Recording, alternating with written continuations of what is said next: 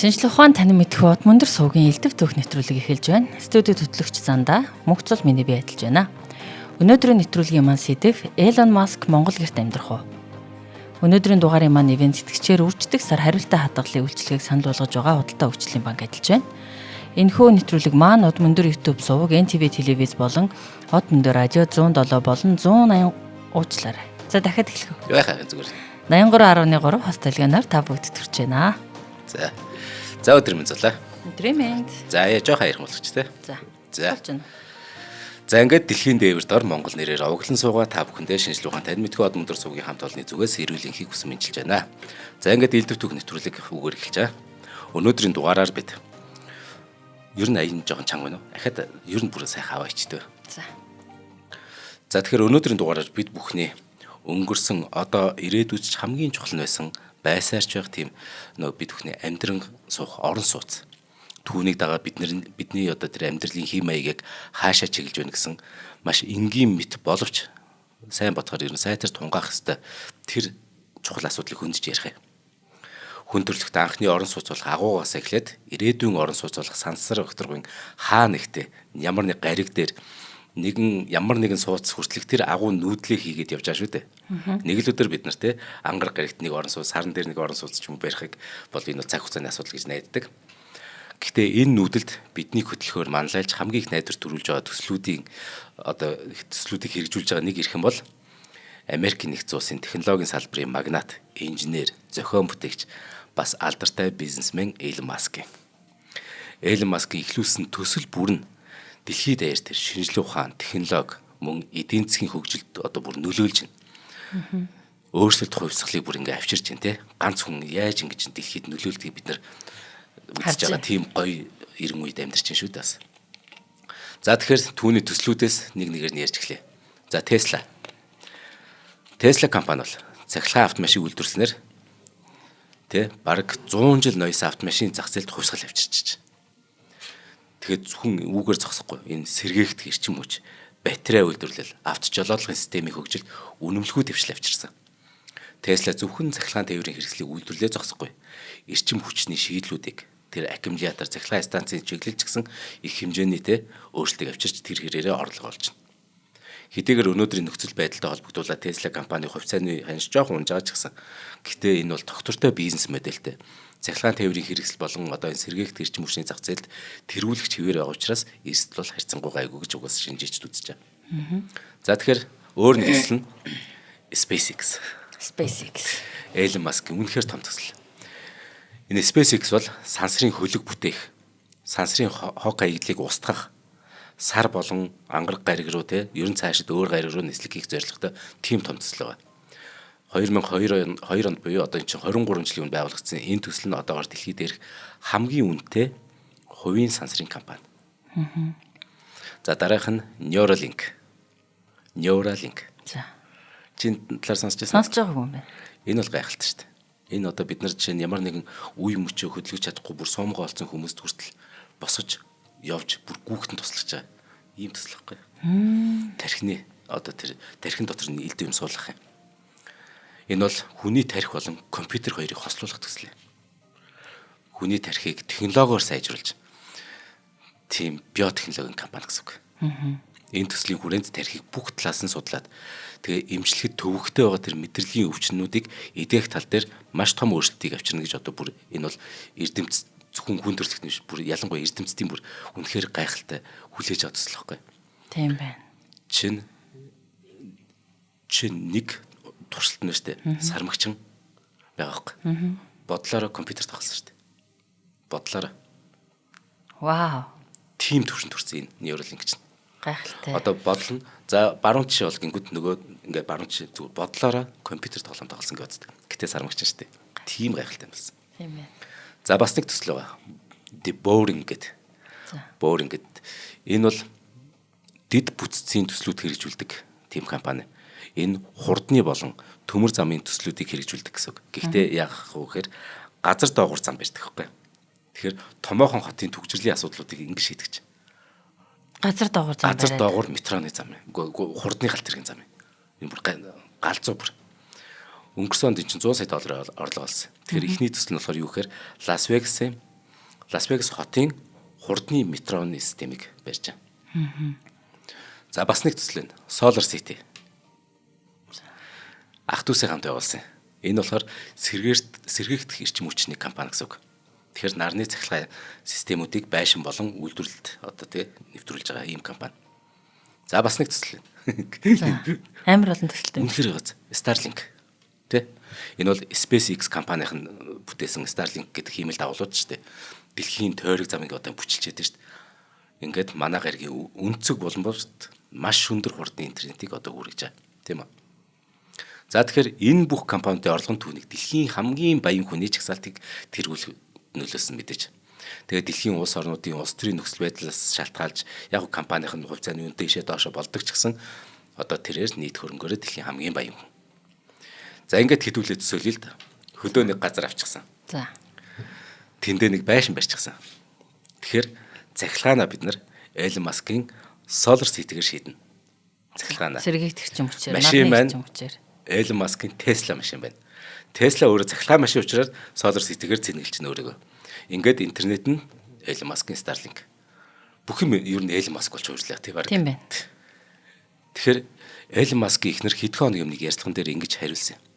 Сэтгүүлч түүнээс асуусан байхгүй Elon Musk-ийн ихнэрээс. Хэрхэн тэр бомтон болох вэ гэж асуусан. Тэгсэн чи ихнэр нь юу гэж хариулсан гэж.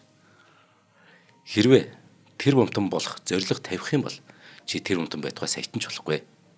Харин хүнд хэрэгтэй зүйл хийнэ гэж чи зорих юм бол саятан байтугай тэр бомтон ч болох боломжтой гэж хариулсан. Тэгэхээр Elon Musk дэлхийн хамгийн баян хүн болсны хариулт нь яг үүнд баг. Хүнд хэрэгтэй зүйл хийж гэлсэн байхгүй тий? Тийм байна. Хүний амьдралыг чанарыг сайжруулах, эрүүл мэндийг сайжруулах тий. Гэтэл энэ дэлхийн хамгийн баян хүн амьдрах орчны сонголтоо маш өвөрмөц байдлаар хийсэн байна. За. Амьдрах орчныхан тэр. Elon Musk хүссэн газартаа хамгийн тансаг байшин авч амьдрч чадахгүй чадна. Гэтэл түүний оронд яасан гэхээр tiny house буюу жижигхэн амны орон сууцыг худалдаж аваад тэр өөрөө амьдраа зогсохгүй тэр төсөлтөнд хөрөнгө оруулсан. За. Улмаар энэ төслөө тэрээр маш олон сая хүмүүс юм. Бүр төсөөснөөс олон зуун сая хүний одоо тэр орон сууцны асуудлыг шийдэл гэж өөрөө хараад байгаа. Тэгэхээр энэ компани тухай удахгүй хэдүүл ярина. За тэгэхээр хамгийн чухал нь яагаад Elon Musk дэлхийн хамгийн баян хүн ийм tiny house буюу жижигхэн байшин сонирхох болсон бэ гэдгийг хэдүүлээ дэлгэрүүлж яриа. Нэгдүгээрт минимализм буюу энгийн амьдрах хүсэл. Elon Musk ер нь яг хувь хүн өөрөө тийм илүү энгийн минималист амьдралын хэм маягтай хүн. Тансаг байдлыг ер нь чухалчилдаггүй те. Түүний хэлснээр бол байшин гэдэг бол зөвхөн амьдрах зорилттой зүйлээ. Тиймээс амьдрахад шаардлагатай тэр хэрэгцээтэй зүйлсүүдийг багтаасан байхад л болно. Өөр илүү зүйл хэрэггүй. Тэр тусмаа тансаг зүйл огт шаардлагагүй гэж үздэг та. Хоёрдугаарт Elon Musk өөрөө маш завгүй хөдөлмөрлөдөг хүн. Тиймээс түүний ажлын бүтээмжид одоо нэг сөргөөр нөлөөлөх зүйл гэж байж болно шүү дээ.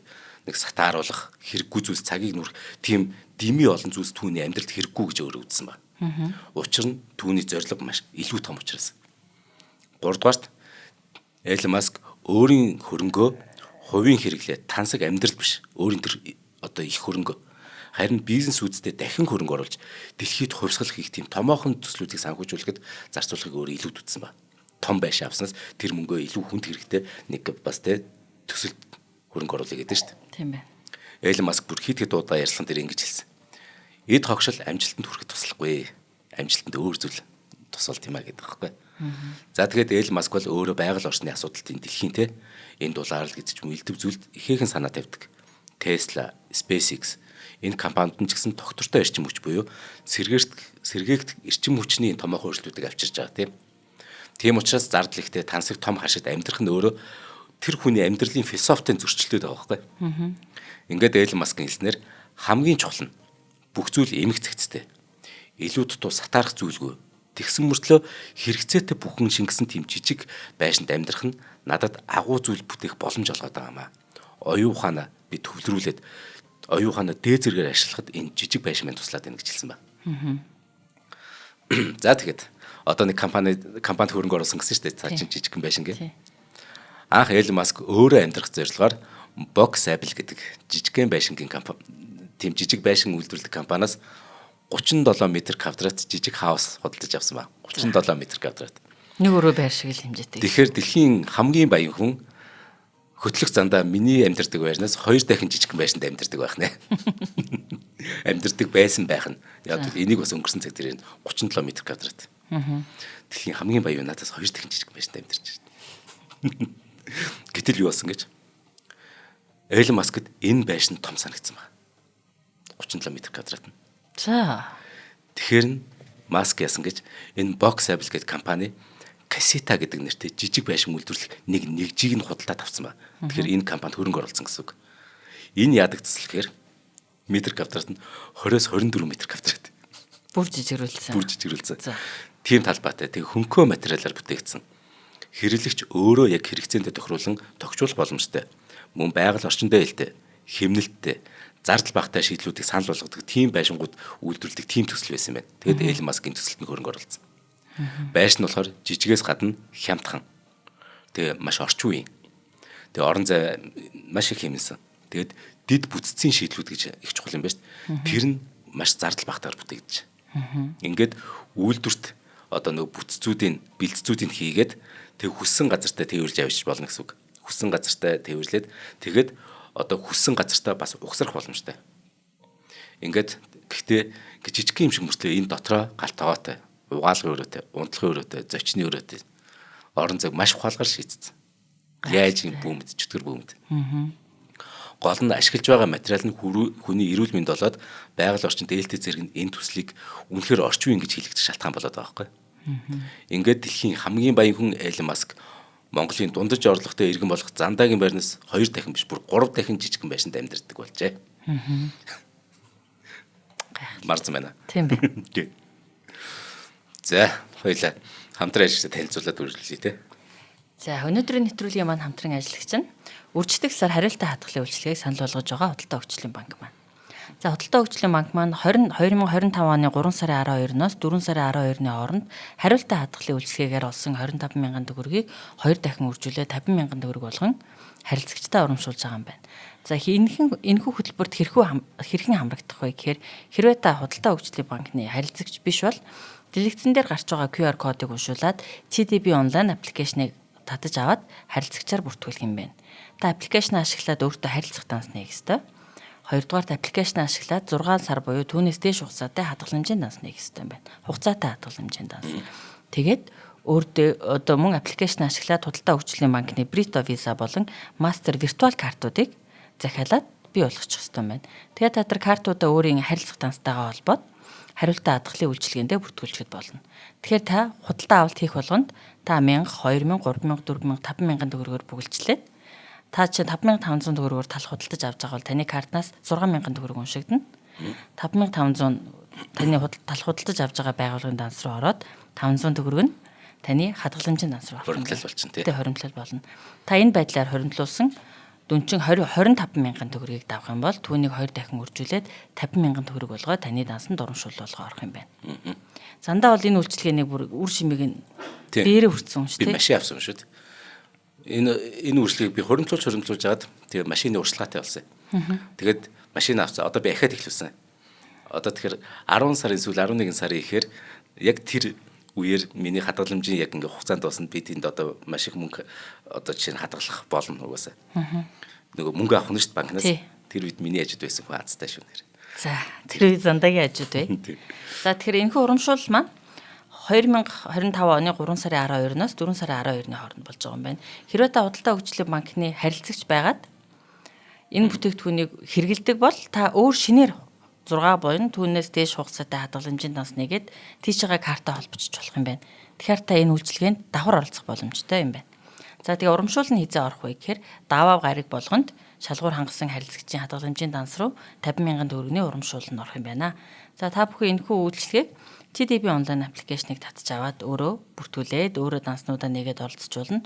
Мөн өөрт хамгийн ойр дурын Худалдаа хөгжлийн банкны салбарт очоод хялбар хуримтлал хариултаа хадгалын үйлчилгээнд бүртгүүлэх боломжтой юм байна. За өнөөдрийн нэвтрүүлгийг дэмжсэн Худалдаа хөгжлийн банкнд баярлалаа. За ингээд улс орнуудын эдийн засгийн нөхцөл байдал, ажлын байрны олдоц зэрэгээс шалтгаалаад хүмүүс маш их нүүдэлдэг болсон. Тийм үү? Ялангуяа тий Япон эднэр чинь нэг хотоос нөгөөдөө ажилд явах өдөр чинь бүр энгийн үзэгдэл юм л шүү дээ. Тэгээ хитэн цагаар коммют хийдэг тий. тэр болгонд ингээд нүүгээд ингээд ажил амьдрал хайгаад байна шүү дээ. Энэ дэлхийн нийтээр Монголд хаач яг тэ нэг тий гайгүй байна. Гэхдээ л бас тий гол нь ингэж нүүх болгонд шин байшаа олох. Тэрийгэ тогтчуулах хэрэгцээ гарна. Энэ мэдээжээр эдийн засгт хүндрэл авчирна. Тиймээс зөөч тээвэрлж болдог. Хаач угсраад барихад хялбар байшин зохион бүтээснээр хүмүүст амьдрахыг хүссэн газараа тэр хялбархан сурших. Мөн хийхийг хүссэн зүйлээ тэр хийж бүтээх боломжийг бүрдүүлээ да. Зарим хүмүүс энэ байшингаа хотын гаднах амралтын газар эсвэл бүр хөдөө нутагч гэсэн бариад ашиглаад эхэлсэн. Тэгэхээр орон зай нэг эзэлдэггүй учраас том газрын хэрэггүй. Бас tiny house нь. Тий, tiny house чинь тий. Тэгэхээр ийм байшин буюу tiny house-ыг хэн хамгийн их сонирхож байна гэж дэлхий дээр. Жижиг бизнес эрхлэгчид их сонирхож байгаа юм байна. Уран бүтээлчд бас их сонирхдаг юм байна. Мөн дижитал номадс гэж нэрлэгдэх зайнаас ажил эрхэлдэг хүмүүс бас их сонирхдаг юм байна. Тэгэхээр зөвхөн иргэдч биш, компаниуд бас их сонирхдаг юм байна tiny house-ыг. За. Яг тэр учир нь энэ жижигхэн байшингуудын чинь хямд төсөр байхгүй юу? Тэгсэн мөртлөө чанартай. Бүх юм ер нь их гоё. Тэгэхээр энэ жижигхэн байшингуудыг жижигхэн зочд буудал эсвэл амралтын газар эсвэл түрээсийн орон сууц болгоод ашиглаждаг юм байна. Компаниуд аваад. Товчондоо л одоо энэ Boxable компани Casita гэдэг энэ одоо Elon Musk-ийн хөрөнгө оруулсан энэ tiny house нь бүх талаараа хүмүүсийн тэр амьдралын шинэ хэм маяг хэрэгцээ шаардлагад нийцж байгаа учраас хэрэглэгчд маш их сонирхож байгаа. Тэгээд одоо хоёулаа чинь Boxable компани Casita-г авъя гэж бодъё л дээ нэг байшин захиалъя гэж бодъё мөнгөний өгч. Тэгвэл хэдэн сараар хүлээгдэхэр тийм урт очоор үүссэн баг дэлхий дээр. Захиалга нь амар их байгаа юм байна тий. Тэгэхээр нэг хэрэгцээ нь хүмүүсийн сонирхол байна. Маш их байна гэсэн үг тий. За тэгэхээр энэ дэлхийн техникийн шин тренд хямд, хялбархан, зөөр тээвэрлж болдог орон сууц гэж монголчууд бидний шин зүйл биш. Учир нь бичнэ хэдэн зуун жилийн тэртээс хэдэн мянган жилийн тэртээс л тий хаад жанжин хүртэл одоо хүр тэрэгэн дээрээ гэрээ ачаад аян дайнаа хийгээд нүүц судаг боломжтой ард түмний бид нар ч үрсааж байна. Ер нь бол Монгол гэрийг бүр хэдэн мянган жилийн өмнөөс үүссэн байх магадлалыг нотлох хадны зураг одоо түүхийн дурсгалын олон баримтууд байдаг. Жишээ нь нэг өрний ном зохиолд ингэж тэмдэглэсэн ба. 13 дугаар зууны үед Монголын овог аймагуд олон шар хөлсөн том тэрэгэн дээрээ тэр гэрээ ачаалаад нүүц сууж явдаг нь тэрийг харахаар нүсэр том хот тэр чигээр нүүж яваа мэт маш сүрлэг гэж үтсэн байдаг шин. Тим гэр тэргийг юу гэдэг гэж монголоор гэрлүүгээ гэдэг. Тэгэхээр бид нөгөө гэрлүүгээ виста гэдэг байгаа шүү дээ. Тэр чинь тийм учиртай. Гэр тэргийг гэрлүүгээ гэнэ. Гэрлүүгээ. Гэтэл нөгөө 100 жилийн 14 дугаар зуунаас монголчуудын нүүдэл арай цөөрсөн те. Тэгээд яг одоогийн Монгол гэр маань яг өнөөгийн хэлбэрээ 14 дугаар зуунд болсон. Яг одооны хэлбэрээ. Ингээд энэ юу гэсэн үг гэхээр олон жилийн одоо тий аясаар дөрвөн улирлын аясаар зөөж тээвэрлэх буулгаж одоо барихад их хялбархан болсон. Тэгэхээр нүүц сухад хурдан барьж тэгээд нөх хурдан барьж буулгадгаас гадна чинь өөр хөнгөн авсаархан удаан эдлэгдэг архитектурын онцгой шийдэлтэй тий тэгээ агаарын солилцоо сайтай халуун цэрүүхэн хүүдэн дулаах гэхэд олон шин чанараараа Монгол гэр маань яг өнөө цагт дэлхийд даяар хурцтай дэлгэрч байгаа тэр минималист гэдэг одоо энэ байгаль дээлтэй энгийн амьдралын хэм маягт орон сууцны тэр хэв шинжийг Монгол гэр аль хэдийн 700 800 жилийн өмнө агуулсан тийм. Ямар гоё. Тэгэхээр минимализм буюу энэ материалын зүйлээс хол бага зардлаар энгийн амар хэлбэр амьдрах өөрөөр хэлбэл энэ шаардлагагүй зүйлсээс холдож хэрэгцээтэй тэр зүйлс дээрээ төвлөрөхөж игэлсэн одоо энэ философч гэсэн бидний олон зуун жилийн нүүдлийн амьдралын хэмээгт байсан зүйл байна. One life гэдэг нэг автомашинд амьдрах соёл байдаг да. Тий. One гэдэг. Тэгэхээр машинд амьдрах соёл бол байгальдаа илүү ойрхыг тэмүүлж байгаа л тэр зүйл шүү дээ. Тэгээ хөдөө орнуудыг эсвэл өөр улс орноор нөгөө аялангаа амьдрах хүмүүсийн зорилгыг татдаг тийм амьдралын маягтай. Тэгэхээр энэ one life мөн энэ tiny house буюу жижиг байшинтай амьдралын хэмээг зэрэг нь мөн л яг бидний уламжлалт нүүдлийн амьдралын соёлыг зүгээр давтж байгаа л хэлбэр байгаа байхгүй тий. Илүү сайжруулсан. Илүү сайжруулсан тий.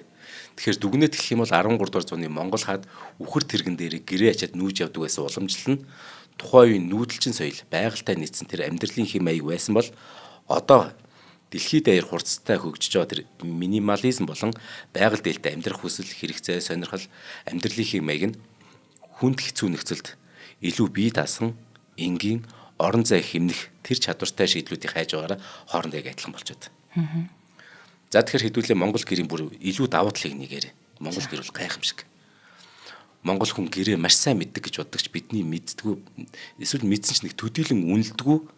Гэтэл одоо цагт болохоор хамгийн чухал гэж тооцогдох онцгой шин чанарууд Монгол гэрт байт юм байна. Заримаас нь хэдүүлээ товчгоорой.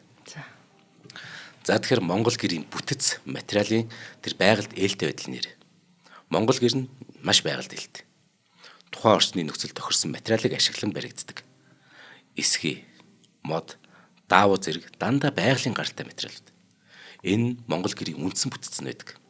Тэгэд Монгол гэрийн дээвэр, ханы материал болох эсхий нь өөрөө хөнгөн, дулаан тусгаарлагч чанартай бөгөөд өвлийн хүүтэнд дулаан хадгалдаг хэрнэ 100 халуунаас сэргийлдэг их онцгой. Модон бүтэц бас байгаа штэ. Тэгэхээр Монгол гэрийн суурь болон гол бүтцүүд бүгд тийм хөнгөн, тэгс мөртлөө бат бөх.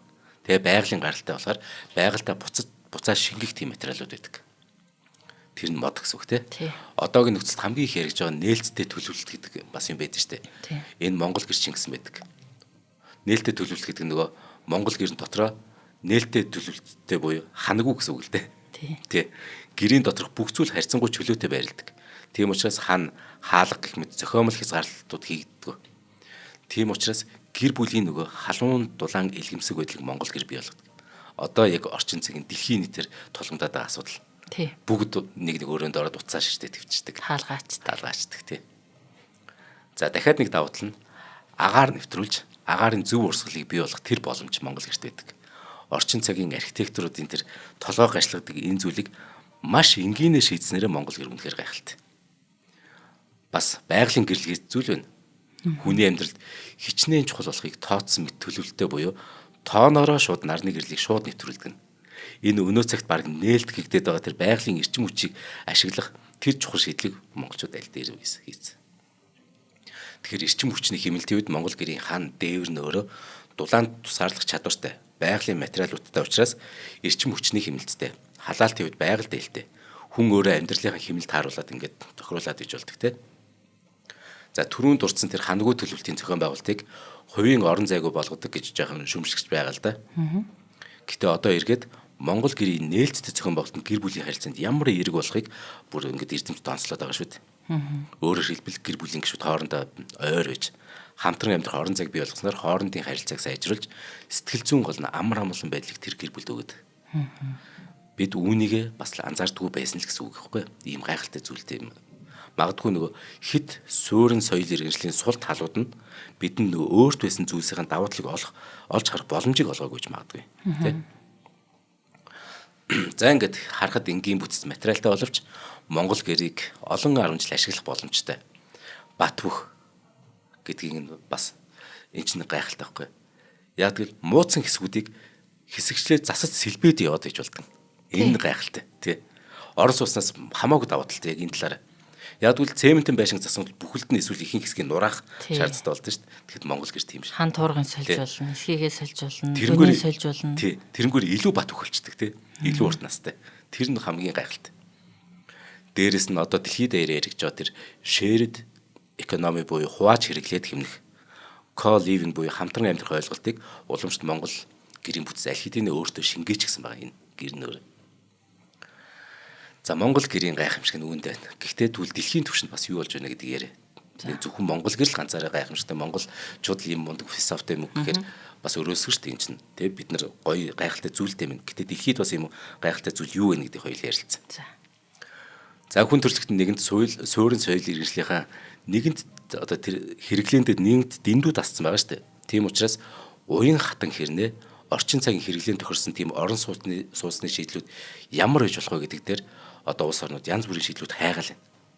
Тэгэхээр орчин үеийн амьдралын хэмнэлд нийцүүлээд хэд хэдэн нэг гоё амьдралын хэмээг байгаа. Тэр нь Японы Икигай, Шведийн Лагум, Финляндийн Хюгэ гэх мэт амьдралын хэмээг дэлгэрүүлсэн дэлхийн бусад улс гүрний үндэстнүүдийн анхаарлыг их татах болж энэ гурав. Би ч гэсэн одоо нүүдлэх амьдралын уламжлалаас сэтгүүлсэн концепцаа яагаад дэлхийд гаргаж болохгүй гэдэг бас асуулт гарч ирж байгаа. Бид Монгол гэр ойлгоод байна. Гэтэл Японы Никига, Шведийн Лагум, Финляндийн Хюгэ чинь дэлхийд гарсан концепц байгаа. Тэгэхээр эдгээр яаж дэлхийд гарсныг бид нар мэдээд авчвал магадгүй бид нар Монгол гэрийн концепц, философи дэлхийд гаргаж болох шүү дээ. Тийм. Тэгэхээр нэг нэгээр нь танилцъя. За хаанаас Шведийн лагуумаас эхлэв. Тий. За Шведийн лагуум гэдэг амьдралын хэмээгийн философиг ингэж орчуулж болох юм. Тийм ч их биш, тийм ч бага биш. Яг тохирсон хэмжээ. Мөн эсвэл хит шунахгүй, эсвэл хитрхгүй гэд иймэрхүүгээр орчуулж болно. Тэгэхээр амьдралын тэнцвэртэй байдлыг илэрхийлдэг ийм ойлголт. Өөрөөр хэлбэл лагуун бол хитрхи олон зүйлд хит тэмүүлэх, эсвэл хит төөрөгцсөн байдлаас зайлсхийж хүрэх ёстой зүйлсийн хамгийн сайн тэнцвэрийг олохыг хүсдэг тэр философи гэсэн үг. Өдөр тутмын амьдралд эд зүйлсээ хэтрүүлэхгүйгээр их эсвэл багагүй зөв хэмжээр хэрэгжилж амьдрахыг илүүд үздэг л гэсэн үг. Хит их баяжих, хит том зорилгод шунах, эсвэл бүх зүйлд хит их хичээл зүтгэл гаргах гэдэг ч юм уу тий. Тихгүйгээр энгийн амар амгалан сэтгэл хангалуун амьдрах хүслийг шингээсэн юм үзэл байна. Лагуум нь мөн хамтдаа амьдрах, бусдыг хүндэтгэх, эвд түнжинтэй амьдрах ёстой гэсэн утга санааг ч агуулдаг. Энэ мөн л тийм сэтгэл санааны илүү тайван, стресс багтай боломжийг олгодог байна. Тэгэхээр дээрэс нь лагуум гэдэг энэ философи нь болохоор байгалийн нөөцөө бас хит их ашиглахгүй байхыг дэмждэг учраас хүн бүр тийм хэмнэлттэй, доктортой амьдралын хэм маягтай болсноор эхлэлхийгээ хамгаалах, хайрлах боломжийг өгнө. Тийм учраас бусдаас улс орнуудын талархлыг хүлээгээд үлгэр дүүрэл болж байгаа, ингээ алдарч байгаа ийм амьдралын хэм маяг философи. За Японы икигай. За манай Азиас гэвэл Японы икигай гэдэг тодорхойлолт нь мөн л барууны анхаарлыг их татж байгаа ойлголт. Энэ бол амьдралын зорилго үнэт зүйлсийг олох тухай. Амьдралын зорилго чинь юу? Үнэт зүйлс чинь юу юм гэдгийг энийг олох тухай тийм философи ойлголт. Икигай яагаад өнөө цагт алдартай байгаа гэхээр өнөөх хүн төрөлхтний өмнө тулгараад байгаа хит ихийн дунд төөрөлдсөн байдлаас гарахад туслах шийдэл гэж хүн төрөлхтөн хараад байгаа энийг. За хүн зөвхөн өөрийнхөө амьдралын утга учирыг олох, сэтгэл ханамжтай тэнцвэртэй байж өөрийн зорилгоо биелүүлэхэд энэ философи чиглэж байгаа. Товчлоод ингээд сонирхолтой икигай философийн хамгийн гол санаа нь хүмүүсийн амьдралын тийм дөрвөн үндсэн хүчин зүйлийн тэр тэнцвэрийг олоход чиглэж байгаа. Тэгэхээр энийг би чамаас асуултсан чи дотроо хариулаад зүр дотроо бодсолэр зэ манай одоо яг сонсож байгаа үзэж байгаа хүмүүс ч гэсэн. За нэгдүгээрт таны сэтгэлд нийцэх зүйл. Таны хүсэл, таны дуртай зүйлс юу вэ гэдэг асуултанд хариулцгаая. Таны сэтгэлд юу нийцтэй? Та юу хүсдэг? Та юунд дуртай? За энэ нэгдүгээр асуулт. Үүндээ хариулах гэж хичээгээрэй. Хоёрдугаарт таны хийж чаддаг зүйл чи вэ? Таны ур чадвар чи яг юунд орж байгаа? Та түүгээр хэрхэн амьдралаа залгуулж болох юм? Тэр яг тий хийж чаддаг чадвараараа амьдралаа яг хэрхэн залгуулдаг вэ? Гуравдугаарт нь нийгэмд эсвэл дэлхийн нийтэд хамгийн чухал зүйл юу яг? Хамгийн чухал нь яг юу хэрэгцээтэй байгаа энэ дэлхийд, энэ нийгэмд. Одоо өөрсдөөсөө гаръя л да тий. Монголд маань юу хэрэгтэй, энэ дэлхийд юу хэрэгтэй? Дөрөв дэх асуулт. Нэг асуудал байлаа гэж бодъё. Монголд нэг асуудал байна, дэлхийд асуудал байна. Энэ асуудлыг шийдэхэд та юу хийж чадах вэ? Энийг бүгдийг нийлүүлээд икигай гэдэг. Энэ бүхнийг олж хоорондынх нь тэнцвэрийг хадгалснаар та амьдралын утга учир хүн байснаа хэргийг гаргаж сэтгэл ханамжтай амьдрч чадна гэдэг энэ үзлийг л икигай гэдэг.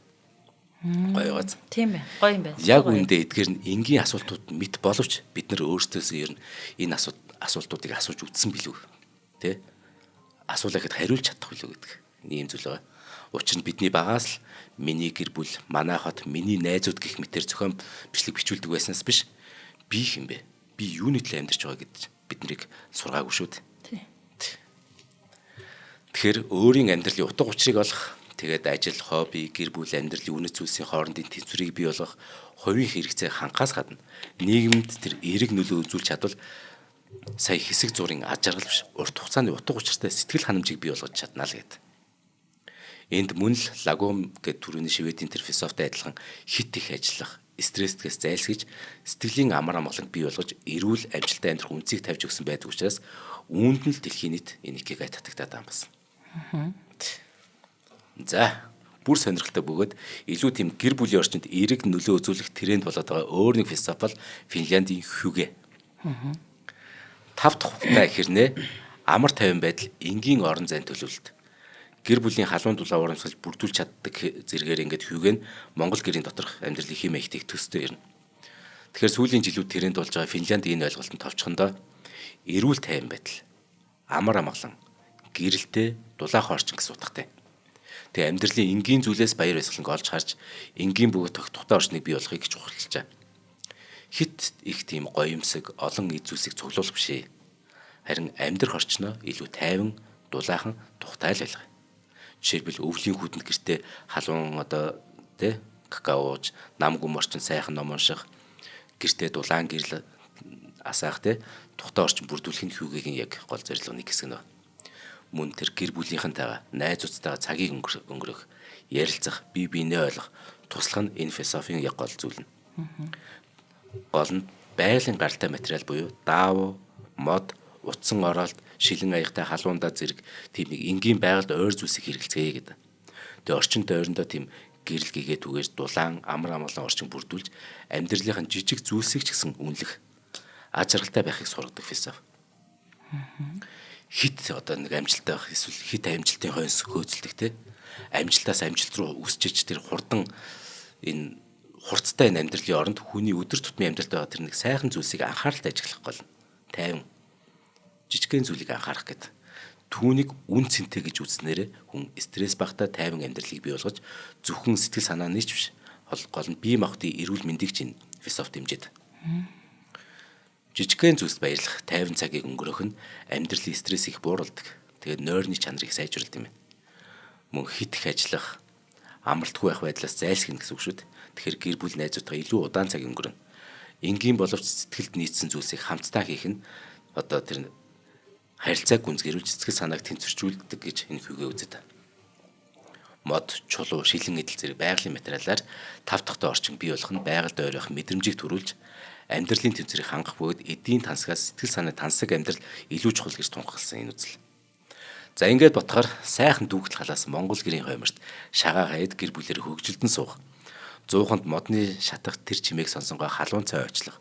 Тооноор шөнийн тэнгэрт үу төмөн оддыг ширтээд олон зүйл санаа чиллээхгүй тэр хэвтэх зэрэг нь бас л энэ хүгээ концепттэй ялгаагүй Монгол гэр сонсогч байгааз. Тийм байна. За тэгэхээр одоо тэгвэл Монголдо буцаж ирье. Ийм философид байгаа бол концепцүүд байгаа бол Монголд ямар концепц байна буюу яг өнөөдрийн яг жинхэнэ асуудалд ор. Дэлхийн нийтээр хушуураад байгаа энэ бүх амьдралын хэм маяг бидний уламжлалт байсан уу байсан. Байсаарч байгаа. Тийм бол яагаад үүнийг орчин үеийн чиг хандлагад нийцүүлээд өөртөө хэрэглэн дээр нэвтрүүлээд дээрэс нь өөртөө хэрэглэхээс гадна дэлхийд яагаад гаргаж болохгүй гэдэг асуулт одоо ургаж гарч ирж байна. Яг үүнийг л өнөөдөр ярих гэж их нурсан гэсэн үг. За тэгэхээр үүнийг манай инженерүүд аль хэдийнэ судлаад уламжлалаа шингээсэн хэрнээ орчин үеийн амьдралын хэм маягт нийцсэн тийм tiny house зохион бүтээгээд тэр концепц бүхэлд нь дүүрэн гэж нэрлсэн байна. Дүүрэн. Гоё нэр байгаа. Дүүрэн. Тий. Монгол хэлний дүүрэн гэдэг янз бүрийн утга байгаа тий. Дахиад илүү одоо энэ экос гэд би энэ усанд ингээд нэмж хийгээд бүр ахиж нөгөө илүү хийхэргүй болтол ингийг бол дүүргэн тийм үү? Тий.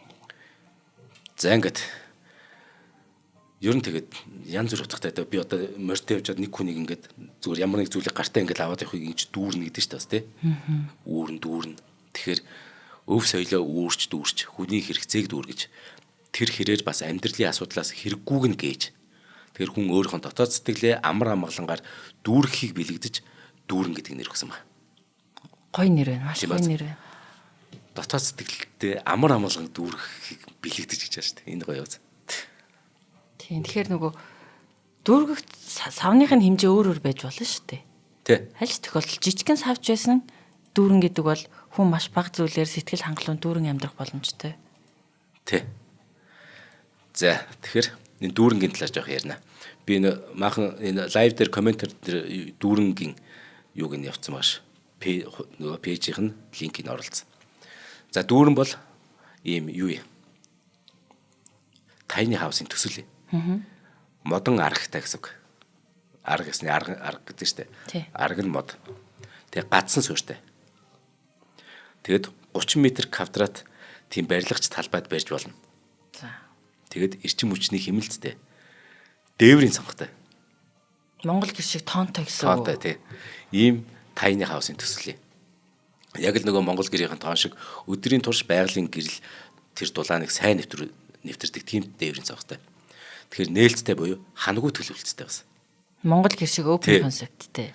Тэгэхээр илүү дулаан мөн агаар сэлгэл цайтай дотор нь амьдарч байгаа хүмүүс ч гэсэн халуун дулаан харилцаа үүсгэх тийм орн илүү нөгөө давуу талтай тийм сууц. За модон аргатай гацсан сүртэй гэсэн шүү дээ. Энэ маш бат бөх. Мөн байгаль дээлтэй шийдэл тооцогддог юм байна. Энэ манай нөгөө мөнх цэвдэгтэй намгтай газрын тэр нөгөө газрын хөвгийгээд янз бүрийн зэн онцлогтой газар байгаа шүү дээ. Тэр нутгууд дээр байшингаа барих боломжийг их олгоод байна. Ер нь гацсан сүртэй хөрснөөсөө модон хийцэлмэн холдох тусмаа илүү урт настай болчихдээ. За. Хөрстөөгөө холбогдохоор л тэр чинь ямар нэгэн юунд орчдөг байхгүй? Ямар нэг юмд орчдөг. Тийм байна. Байгалийн чийг, дулаан, хүүтэн цэвдэг гэл байшин одоо илэгдэлд орно гэсэн үг шүү дээ. Яг үн тий. Тэгэхээр газан сүртэй тийм учраас. Тэгэд эрчим хүч дулааны хэмнэлтийг бий болгох бас давуу талтай байдаг. Байшингийн арга нь мод байгаа болохоор байгаль орчинд хор нөлөөгөөс гадна эн чинь өөрөө хүний эрүүл мэндэд ээлтэй.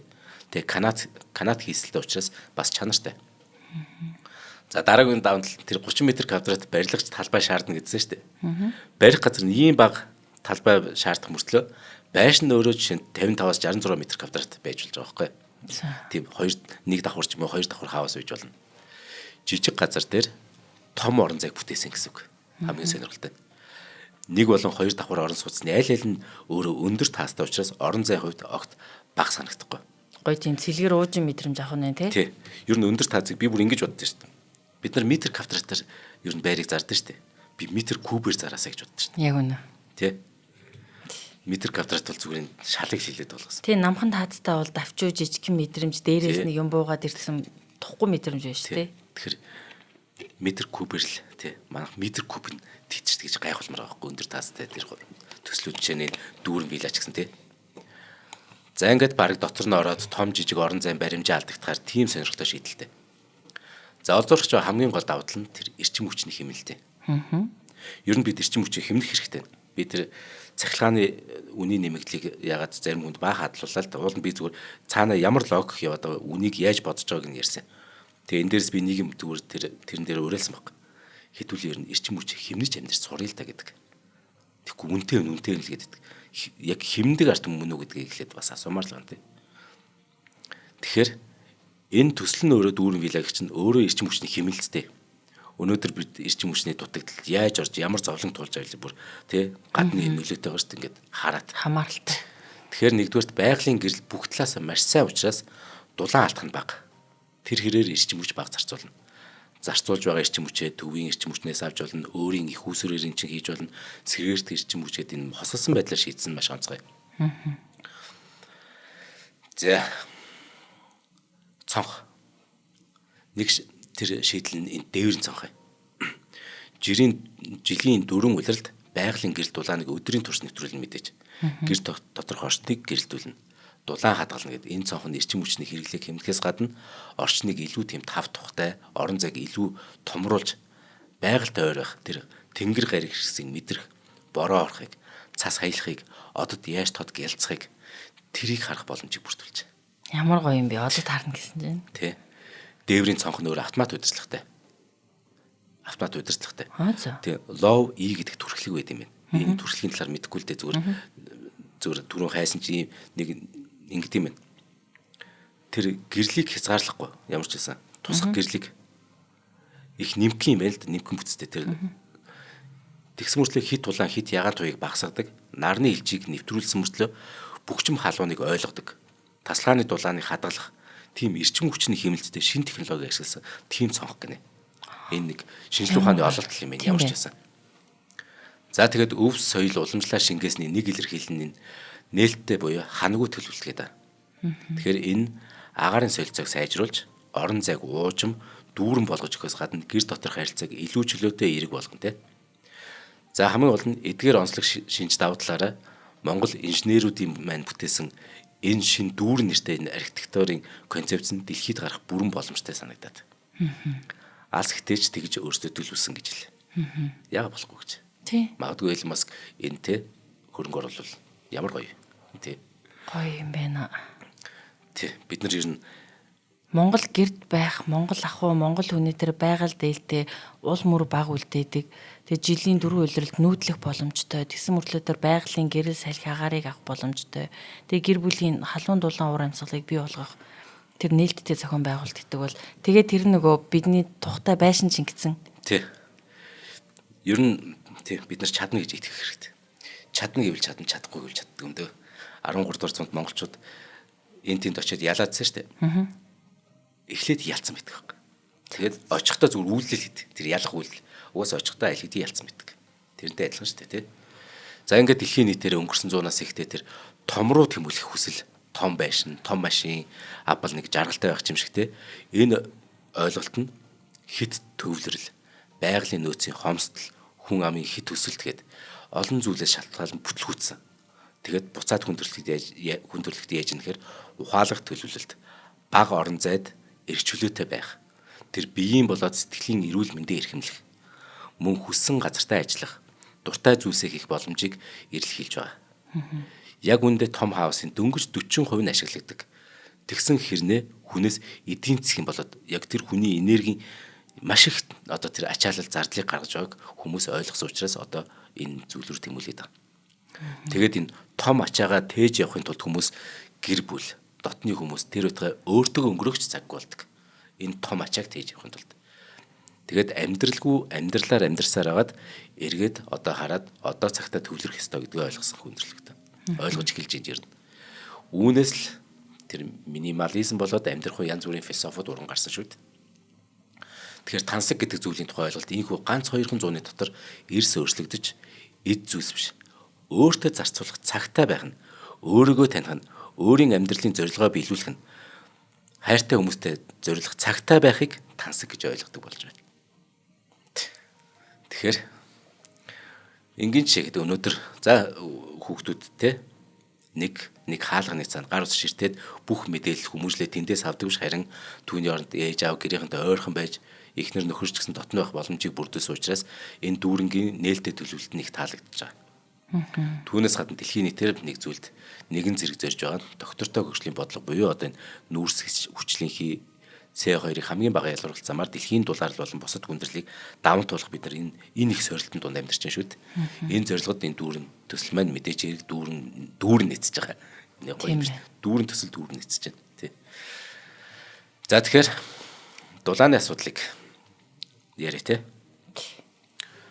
Дүүрэн төслийн үед бие даасанд дулааны шийдэл буюу хийн халаавар ашиглаад байшингаа болон тэр усаа халааж байгаа. Энэ бол ашиглалын зардал багтай дэлхийн нийтийн жишгт нийцсэн тэр байгаль дээлтэй шийдэл. Үүнийг жаахан дэлгэрүүлэх юм бол газрын одоо тэр хийн түршин цахилгаан болон нүүрс тэр түрштэй харьцуулахад үүн хамаагүй юм тэр нь дулаан ялгаруулах хүчин чадлын их өндөр байдаг. Богино хугацаанд их орон зайг халаах боломжтой.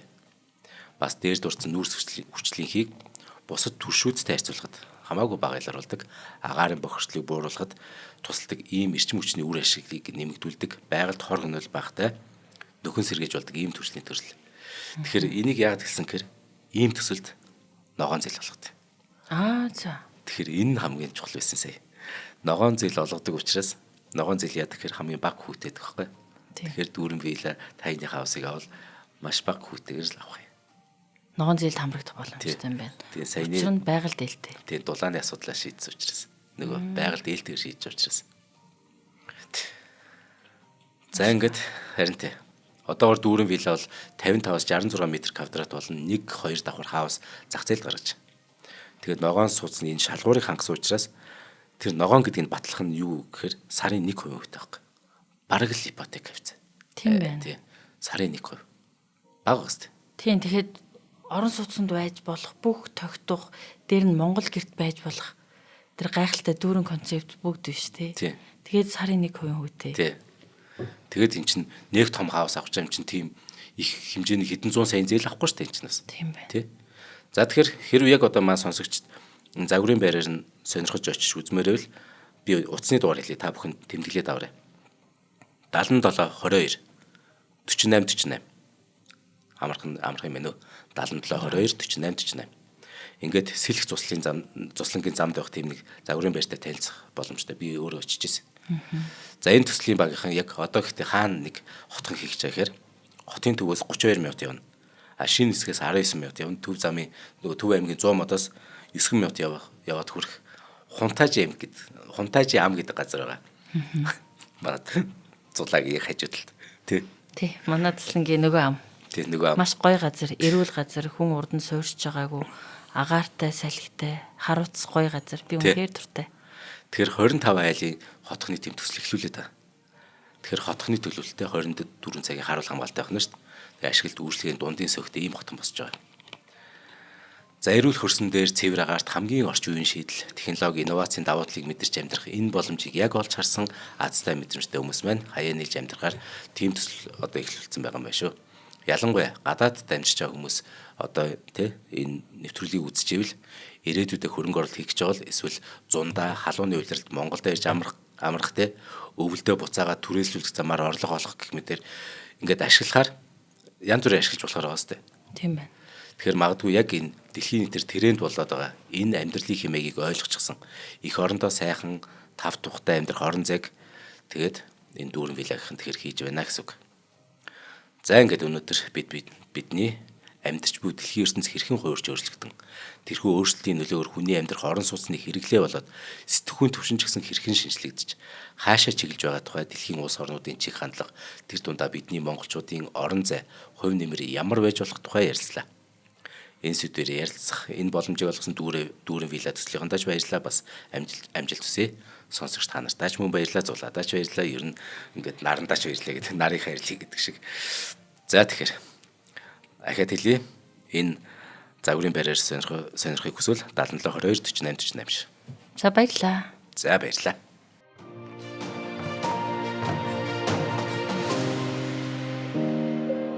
Нэвтрүүлгийг хүлээн авсан Нарны аймгийн монголчуудаа баярлалаа. Од мөндөр суваг энэ мэтлэн танин мэдхүн 1000 хөтөлбөрийг 2025 оны 7 сарын 1 хүртэл та бүхэнд хүргэх юм. Их хэлээрээ шинжлэх ухаан танин мэдхүг түгээхийн үйлсэд та нэгтгэх хүсвэл бидэнд таньдаг өгөх боломжтой. Нэг нэвтрүүлгийг 100 төгрөгөөр буюу 1000 нэвтрүүлгийг 100,000 төгрөгөөр үнэлээд та биднийг дэмжээрэй. Жилдээ ганцхан удаа 100,000 төгрөгөөр дэмжснээр шинжлэх ухаан танин мэдхүг түгээх энэ үйл хэрэг таны оролцоотойгоор амжилттай үргэлжлэх юм а. Зандан хүү миний нэр дээрх голомт банкны данс байгаа. 30 15 15 1942 30 15 15 1942 Та 100,000 төгрөгөөр шилжүүлэхдээ гүйлгээний утга дээр нь өөрийн нэр болон утасны дугаараа заавал бичээрэй. 100,000 төгрөг хандвалснаар од мөндөр сувгийн алтан гишүүн болох юм. Шинжлэх ухаан танин мэдхүй Монголд ялах болтугай.